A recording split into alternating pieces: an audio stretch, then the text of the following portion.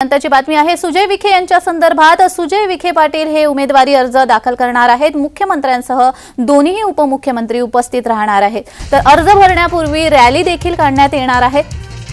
नगरमधून सुजय विखे पाटील हे उमेदवारी अर्ज दाखल करणार आहेत। यावेळी मुख्यमंत्री देखील तिथे उपस्थित असणार आहेत, तर दोन्ही उपमुख्यमंत्री हे देखील उपस्थित असणार आहेत।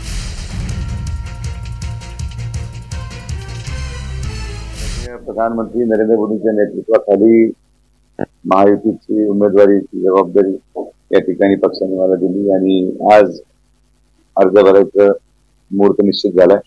मला विश्वास आहे की 5 वर्ष जे काही काम मी अहिल्यानगरच्या जनतेसाठी करू शकलो त्याच विकास कामाच्या आधारावर अजून पुढचे 5 वर्ष काम करायची संधी अहिल्यानगरची जनता मला दिला। विश्वास मला आत्ता नव्हता। आज सगळे महायुतीचे पदाधिकारी, सगळे आमदार, सगळे एकजुटीने एक दिलाने माझ्या प्रचारामध्ये आहेत।